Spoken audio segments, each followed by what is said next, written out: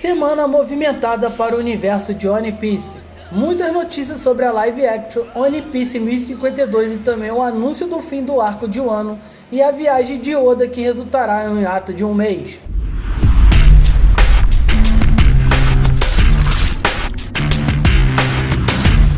Primeiro, vamos falar do capítulo em si, para depois falar um pouco sobre esse hiato.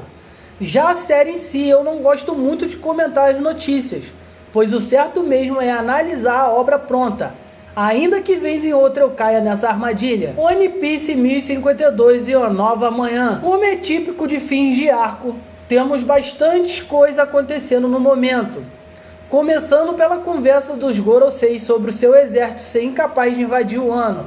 Por mais que o país seja de difícil acesso, me parece que o fato de suas fronteiras estarem fechadas não justifica uma incapacidade de invasão por parte do governo mundial. Com isso, fica uma desculpa um pouco rasa o governo perder a oportunidade de prender Kaido e Big Mom e assumir o controle do país de Wano, visto que, após uma grande guerra como foi esta, qualquer um sabe que as forças de defesa do país estão fracas. A seguir, vamos para Drake e Wakens, que, para variar, não falam nada relevante. Podiam morrer os dois, mas pelo jeito não vai ocorrer.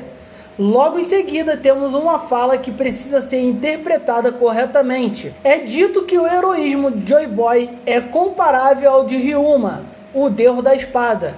Temos que esclarecer que isso não significa necessariamente força. O fato do antigo espadachim ter derrotado um dragão e salvado o país séculos atrás pode significar que ele salvou o Wano de sua destruição e libertou seu povo, assim como Luffy fez agora. Dessa forma, Joy Boy cometeu um ato de heroísmo tão grande quanto o herói histórico do país. É mais uma forma de engrandecer o feito de Luffy do que dizer que Ryuma era tão forte quanto. Pode até ser que seja, mas para isso precisaríamos saber o contexto de sua luta contra o tal dragão. Ah, e nem preciso dizer que isso não tem nada a ver com a atual força do Zoro, não é? Dizer que Zoro é tão forte quanto Luffy, baseado nessa afirmação que o heroísmo de Joy Boy e Ryuma são comparáveis, é de uma forçação de barra absurda. E de novo, não deu em nada. Por falar em Zoro e Luffy, pulamos 7 dias no tempo e os dois estão acordados. Talvez seja culpa minha por ter criado alguma expectativa, mas fico bem decepcionado de não haver nenhuma consequência em relação à luta dos dois. Com isso, todo aquele drama do remédio milagroso realmente foi só conveniência do roteiro. Isso, claro, entra com um defeito do arco, pois a falta de consequências aos protagonistas tira toda a sensação de perigo que o autor tenta ou tentará passar. Nem tão sortudos assim foram o Izuha e o Ashura, atirador do falecido Barba Branca, até que morreu de forma decente, visto que derrotou um dos CPO0 que devem ser fortes, já que não vimos muito deles.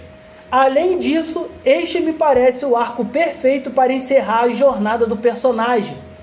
E fico curioso quanto ao Marco e seu movimento que ainda está vivo. Como não teve uma participação direta ao derrotar algum personagem forte, mantê-lo vivo deve significar alguma participação no futuro do anime. E talvez até uma aposta de que Luffy será capaz de cumprir a vingança que ele não conseguiu e derrotar o Barba Negra. Pode ser até que isso signifique Marco passeando um pouco com um bando no final do anime ou construindo seu próprio bando a partir de agora. Porém, apesar da morte desses dois, não significa que morreu gente o suficiente. E isso sequer tem a ver com o número e sim com as situações que vimos no mangá. Alguns bainhas apanharam tanto que é amigavelmente terem ficado vivo. É chover no molhado, não é verdade? É, mas uma guerra com 50 personagens importantes onde morre 2 é forçar a amizade. A Fala Sério ainda não se inscreveu aqui no canal? Não estou acreditando nisso. Enquanto vou falando aqui, já vai fazendo a sua inscrição no canal, ative o sininho das notificações para não perder nenhum conteúdo nosso e com certeza quero agradecer imensamente a todos que estão participando do nosso canal e no momento que estou gravando estou com 150 inscritos e chegando a 500 irei sortear 5 camisas de animes onde possamos comemorar essa marca histórica do canal. E vamos deixar de enrolação e vamos continuar com o vídeo. Momonosuke Yamato. Agora vamos falar de corpos. Primeiro, Momonosuke. Oda tenta enfatizar que o fato de Momonosuke ter um corpo forte devido à sua linhagem, com isso abre margem para uma rápida evolução para que o personagem seja usado em curto prazo em batalha. Além disso, com a chegada do almirante Ryu em Wano, podemos finalmente ver Momonosuke agindo de forma firme e não medrosa, encerrando o arco de evolução do personagem em Wano. Uma pequena crise de identidade.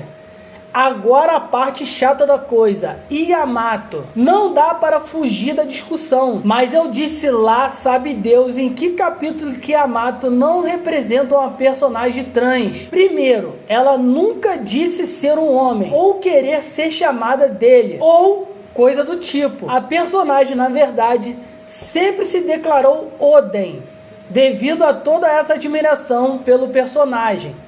Ela acaba se denominando como ele, e por ele ser um homem, ela acha que deve agir e ser tratada como um. Se toda essa admiração fosse por causa de uma mulher, Yamato agiria como uma mulher naturalmente. Note que isso é completamente diferente de uma pessoa que se vê como alguém do sexo oposto e como é o caso de Okikuko. O caso de Yamato, e não sei dizer se era a intenção do Oda, é claramente uma crise de identidade. A personagem tem problemas psicológicos, e muito devido à vida que levou e sonha em ser alguém que leu no diário de Oden.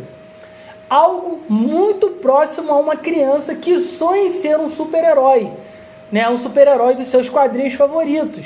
E seria interessante de acompanhar, se está fora a intenção do autor, o caminho que ela percorrerá até ser capaz de assumir a sua própria identidade e dar valor ao seu próprio nome e história.